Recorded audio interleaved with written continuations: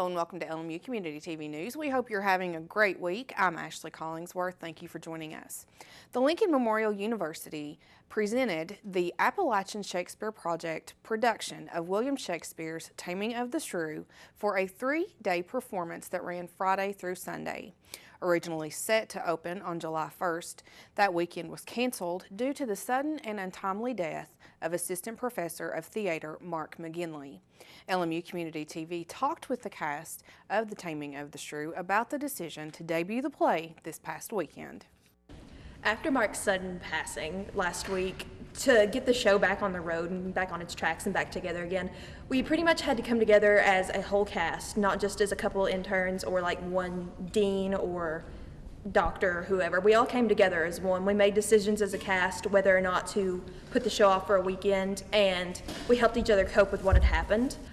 After the cast of Taming of the Shrew received news of Mark's sudden and tragic passing, we knew immediately that we wanted to dedicate the final performance of Taming of the Shrew to him. And all of the lives he has touched, the community who came out to help support the Appalachian Shakespeare Project, all of the students he's taught at Lincoln Memorial University, we are all immensely honored to be, in essence, his living legacy. Of course, he's in everything in this show. I mean, all the fights, all the humor, it's him. I mean, he is such a funny guy. There's so much energy and everything, especially that little chaos scene, the mass battle. That's him all around. It's like chaos and humor, ridiculousness, because he's just ridiculous. We do plan to open this Friday, Saturday, and Sunday, July 8th through the 10th, and we hope you come and join us. 37-year-old McGinley of Jacksboro passed away suddenly on June 29th. At the time of his death, he was preparing to debut the second adaptation. With the blessing of his family, the cast dedicated all of their performances to McGinley. Last week, the Tennessee law allowing full-time staff and faculty who have carry permits to bring guns onto state university campuses, and that law did go into effect. The law will not, though, have an impact on the campus of Lincoln Memorial University, but we spoke to Director of Campus Safety Operations and Emergency Preparedness, Cesar Gracia, to discuss what this new law means for campuses across the state. The new law that came into effect July 1st will allow people that have the carry permits to carry a weapon on campus. And that applies to all state-run universities and those that are governed by the Tennessee Board of Regents. Of course, here at LMU, we're a private university, so that doesn't necessarily apply to us. Now, how universities will implement that, I'm not that familiar with, but I would hope that they would have additional training, and of course make certain that they register the people that are going to be carrying the weapons on campus. As a follow-up, we asked if he could see this same type of law being implemented on the campus of LMU. Here is what he had to say. I have not heard that we're going in a different direction. Of course, as of right now, our no weapons allowed on campus signage will be on campus, will remain on campus, and we'll continue to follow the policy that we currently have in place. If they bring it up at a later point, then it'll be a time for us to sit down and discuss, you know, some of the concerns and how we would like to implement that, if, again, it makes it that far. The new law allows schools to craft policies that fit the needs of each campus. The new law went into effect on July 1st. According to the Board of Regents, there are places where guns are still prohibited, like health centers and athletic venues. Now we're going to turn to a segment that is brought to you by the LMU College of Veterinary Medicine right here at Lincoln Memorial University. Well, in the summer, we are most concerned about heat injuries in particularly our dogs, but in all animals. It can actually feel fairly cool sometimes outside, but a combination of heat and humidity can lead to heat injuries in our animals sometimes before we even know it. We were talking about that they like to be with us and be out with us in the summertime activities that we do. And they can get overheated because they just don't recognize, they don't slow down like they should.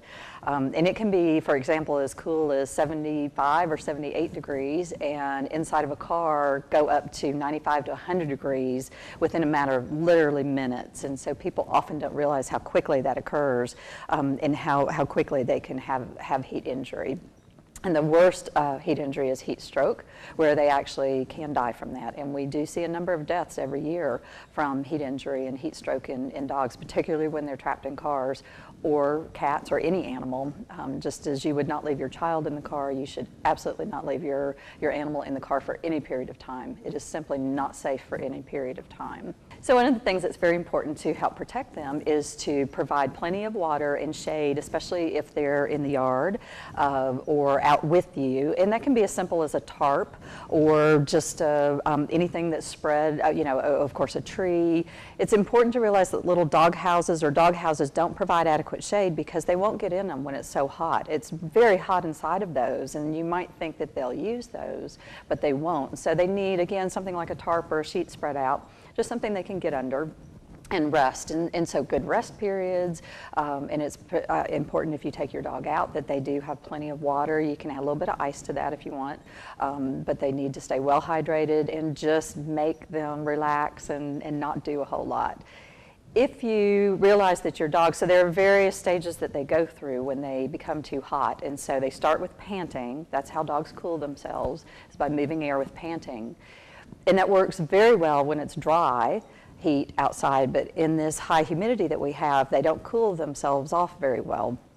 And so as they pant, they can't evaporate, and they will get hot faster. So you'll see them panting, and then their tongue gets very wide, very long. They really start, dragging their tongue down. It gets kind of a dark pink. They act like they're really working to move air, and because they're panting very hard, and they're already in the early stages of heat injury at that stage. That moves on even further to where they will actually collapse when their body temperature has gone up high enough that they can no longer cool themselves. So it's important to recognize those very early stages and either move them inside, ideally in the air conditioning, or move them in front of, say, a fan for air. If you believe that they are overheated, then putting a wet towel on top of them in moving air. Sometimes it's not the best idea if they have full heat injury or heat stroke, wetting them down and then putting them in air conditioning sometimes can actually make them cool off too much. So putting wet towels that you can lift away and putting them in moving air is a good way to help to start to cool them. But again, early is very important instead of waiting until, of course, once they collapse. They often don't make it at that point. I come from a big family. I'm the oldest of 6. To me, being the first person to go to college, it's like setting a standard, My little brother is 8 years old now. I challenge his curiosity. I challenge him to dream. I have to paint a picture for him that he can look up to and live up to and possibly be better than. My name is Jaquez, and I am your dividend. Todd's a great guy. I mean, look at him. What a sweetheart. Attaboy. Wait, Todd, what are you doing? How totally selfish and un-Todd-like of you. Come on, Todd. Come on, man. Dare you. I dare you to change the world. Yeah, you. Getting that college education. I dare you to be somebody important. Like be a teacher or a reality TV star. Dare you to stand up here. To call the shots. To be a role model. An inspiration. An innovator. To be a teacher. Think you can change my life? Make me excited about science like you? Have a career that really means something? Do it. I dare you.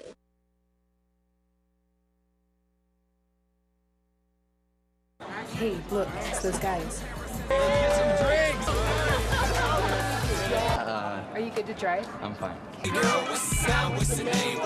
How many did you have? I should be fine. You should be? You go and step out of the vehicle for me? See ya, buddy.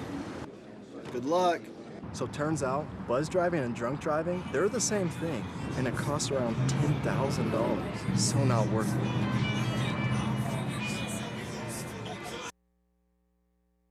Auburn County Alumni Summer Meeting that was originally planned for Thursday, July 14th, will be scheduled at a later date due to a scheduling conflict. The meeting will be held in the the Hamilton Math and Science Building, 3rd floor in rooms A and B. The featured speaker for the event will be the voice of the Vols, Mr. Bob Kessling. Kessling was named lead announcer on the Vols radio network in 1999. He is the play-by-play voice for Tennessee football and basketball on the 70-plus stations that make up the Vol network. He also serves as host for Vol Calls, the weekly coaches call-in radio show, and the Big Orange Hotline during the football season. He also hosts the Butch Jones Show and the Rick Barnes Show on the Vol television network. LMU Claiborne County Alumni Association would like to welcome everyone out to attend. Now, for more information, you can call 423-869-6353 or email alumni@lmunet.edu. Lincoln Memorial University President B. James Dawson announced that Dr. Jason Johnson will be taking over at the LMU College of Veterinary Medicine. Johnson will step into the role that is currently held by Dr. Glenn Hofsis, LMU-CVM's founding dean. Hofsis will continue working to ensure a smooth transition of leadership. He is also tasked with working on fundraising and assisting with special projects. Hofsis shaped LMU-CVM from its infancy to creating numerous innovative approaches to veterinary education, including a formal affiliation agreement with the University of Kentucky. Provisionally accredited by the American Veterinary Medical Association Council on Education, LMU has 2 enrolled classes of veterinary students and will welcome a 3rd this August. A founding faculty member, Johnson was promoted to Associate Dean of Clinical Sciences in October of 2015. In 2012, he was one of 10 veterinarians nationwide to be selected for the AVMA's Future Leaders Program and was named to Veterinary Practice's new 25 Vets to Watch in our 25th year. A native of Laverne, Alabama, Johnson is a graduate of Auburn University of College of Veterinary Medicine and a diplomat in the American College of Theriogenologists. Johnson and his wife, Dr. Jennifer Johnson, reside in Tazewell with their son, Elijah. The University of Advancement at Lincoln Memorial University welcomes Fred Markham to serve as Director of Major Gifts, working primarily to raise funds for the LMU Duncan School of Law. Markham of Oneida joined the university following a long and distinguished political career where he served as an advisor and aide to the late Senator Howard Baker. He has also served as a consultant with Baker's Donaldson Government Public Relations and Public Policy Group. He was instrumental in forging relationships with the esteemed law firm's clients at both the state and federal levels and working on government relations and public policy initiatives. He has served many nonprofit boards and is a founding member of the Board of Directors of the Howard Baker Jr. Center for Public Policy at the University of Tennessee in Knoxville. He first served LMU as a board member for the Board of Advisors for the university's Abraham Lincoln Institute for the Study of Leadership and Public Policy. Coming up next Friday at the National Guard Armory in New Tazewell, the annual Incredible Baby Shower is scheduled. Several participants and vendors will be there to help commemorate the day and help promote breastfeeding within the community. August is World Breastfeeding Month, and August 1st through the 7th is designated as World Breastfeeding Week, and we are here promoting breastfeeding, and the theme this year is breastfeeding and work. So we're also trying to encourage businesses to look at and make breastfeeding friendly policies for their employees, and we really want to encourage breastfeeding in women because the benefits are that the breastfeeding milk helps the baby grow and develop in the first 6 months, and it provides all the vital brain nutrients that the child needs. Breastfeeding milk contains antibodies, which helps the child not to become sick, and it fights against infections. It also helps prevent ear infections and tummy upset. And breastfeeding babies are also less likely to develop conditions such as eczema and diabetes. And also, breastfeeding milk is always available at the right temperature, and it's always available there with the mom. And another benefit is breastfeeding milk is free. So we're really trying to encourage mothers to breastfeed because of the health benefits, as well as employers to look at and encourage them to have breastfeeding friendly policies within the workplace. To learn more about the campaign, you can log on to www.usbreastfeeding.org. There you will be able to join the campaign and learn more about the organization that sponsors the cause. Main Street in Pineville is continuously bringing entertainment opportunities to the downtown community to promote working together to create a vibrant, historic downtown. On July 14th, the Pineville Rotary Club is sponsoring Dive-In Movie Night featuring Jaws. The movie will be played at the Pineville City Pool at 8 o'clock, and Classic Movie Night is the following week at 7:30 at the Bell Theater with the featured film Back to the Future. The annual Kids Fest is scheduled as an all-day event on August 6th at the Courthouse Square. Dinner on Main is next and is sponsored by Long's Pig Pack and will take place on August 11th at the Courthouse Square. On August 18th, Classic Movie Night will feature Wizard of Oz at the Bell Theater at 7:30. Admission for Classic Movie Nights is $3. On September 8th, the Bell Theater will be hosting Comedy Night. Admission is $10, and those who love a laugh can enjoy Tom Mabe, and that show is scheduled to begin at 6:30. Well, with summer officially here, that means it's more time outside and more opportunities for sunburns. On a cloudy day or even a cool day, UV rays can bounce and still are able to burn the skin. The Center for Disease Control reports that more than 5 million people are treated for skin cancer every year, and with the exposure to sunlight or UV rays, the chance of skin cancer increases. The best place to relax in the summer is in the shade, but if you have to be in the sun, here are a few tips from the CDC to keep your skin safe in the summer. Wear SPF-rated clothing and wear a wide-brimmed hat. Wear sunglasses to keep your eyes protected and make sure that they block both UVA and UVB rays. They offer the best protection. Use a broad-spectrum sunscreen with at least an SPF rate of 15, even on cloudy days. Be sure to reapply your sunscreen every 2 hours and every time after swimming or sweating. For more information on how to keep your skin safe during the summer months, you can visit www.cdc.gov. Well, coming up after the break, thousands of marijuana plants are seized in different communities throughout Claiborne County. To find out where, keep it right here on LMU Community TV News. You think getting dumped by text is harsh? Try getting dumped by a tennis ball. My ex-owner drove me out to the woods, yelled fetch, and by the time I brought the ball back, he was gone. Yeah, I was pissed. But the folks at the shelter helped me let go of my anger. I learned coping skills, like taking it to the hole. Boom! Now I'm ready to fetch again. But how about I throw and you run and get it?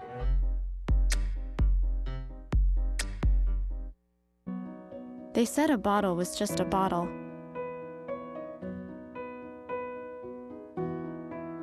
That no one would ever notice me.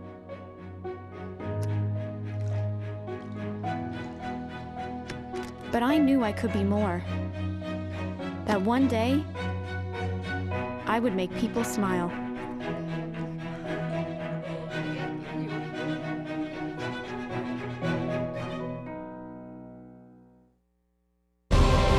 College. It can seem a million miles away. But what if you could get help with your tuition expenses? Get help filling out all those applications and finding a major that fits. All of a sudden, the impossible becomes possible. Visit collegefortn.org today. College. You can get there from here. I'm Jenny Garth, and as a mother of 3, I know kids worry about a lot of things. Getting enough food to eat shouldn't be one of them. But here in America, that is a real worry for 1 in 5 children. This is unacceptable, and something Feeding America is working to solve. Through a nationwide network of food banks, Feeding America serves virtually every community in the United States, including yours. See how you can help your community. Visit feedingamerica.org. Together, we can solve hunger. Together, we're Feeding America. Almost a month later, local officials continue to ask for the public's help in locating a missing man. Eugene J. Elmore, also known as Jack, was last seen on Monday, June 13th. According to a release from the Claiborne County Sheriff's Department, Elmore has early signs of dementia and requires assistance to move around. He is a 78-year-old white male standing 6'1" and weighs approximately 200 pounds with gray hair and brown eyes. The vehicle owned by Elmore is described to be a 2002 Dodge Ram 1500 quad cab, black in color, with a Tennessee tag number 013 Boy Nora Boy, and has chrome step rails. Elmore is believed to currently be in this vehicle, possibly within a wooded area or on a farm near the Claiborne and Union County lines. He was last seen at approximately 6:30 p.m. in the Clouds and Midway community. He was wearing carpenter-style blue jeans, a short-sleeved plaid button-up shirt, and beige-colored slip-on shoes. The Claiborne County Sheriff's Department is requesting that all farmers in these areas to continue to check your property in an attempt to locate Elmore. If anyone has information on whereabouts or a location, you are asked to contact 911 immediately. An investigation by the Tennessee Bureau of Investigation special agents has resulted in the arrest of a fugitive who was wanted out of Georgia for killing a Decatur man. The special agents and officers with the Knoxville Police Department were alerted by the Georgia Bureau of Investigation that the fugitive from Decatur may have been in the Knoxville area. 23-year-old Jacob Marquez Pine is one of the two suspects wanted in connection with the July 6 shooting death of 52-year-old Gerald Foster, who was found in the stairwell of an apartment complex. On Saturday night, TBI agents and Knoxville police officers located and arrested Pine on Dandridge Avenue. There is also an outstanding warrant on a violation of probation out of Knox County. He is currently being held in the Knox County Jail with no bond. The Claiborne County Sheriff's Office joined forces with the Tennessee Alcoholic Beverage Commission, the Tennessee National Guard, and Tennessee Highway Patrol to seize more than 12,000 marijuana plants. It was during the week of marijuana eradication in Claiborne County. The illegal plants ranged from size of starter plants to over 7 feet in height. They were located in various areas across Claiborne County that included Old Highway 63, the Red Hill community, Lonesome Valley, Myers Grove, and Cup Ridge community, and the Upper Valley community. Sheriff David Ray released a statement extending his gratitude to all officers involved in the operation. He also encourages anyone with information on illegal activity to contact the Claiborne County Sheriff's Office and reminds that Claiborne County, all information received will remain confidential. A Claiborne County jury convicted Karen Elizabeth Harp in criminal court just last week. Harp was found guilty of facilitation of initiation of methamphetamine manufacturing. The case was investigated and prosecuted by Deputy Blake Laws of the Claiborne County Sheriff's Office and Detective Gary Ruskowski of the new Tazewell Police Department. The state of Tennessee was represented by Assistant District Attorney Matthew McClung. Harp is scheduled to be sentenced August 15th by criminal court judge E. Shane Sexton. The local election in Claiborne County is just around the corner, and several candidates running for office are seeing several of their signs disappearing or even being destroyed. The familiar signs that line the sides of roads through Claiborne County are always seen right before the election, but many of those signs continue to disappear.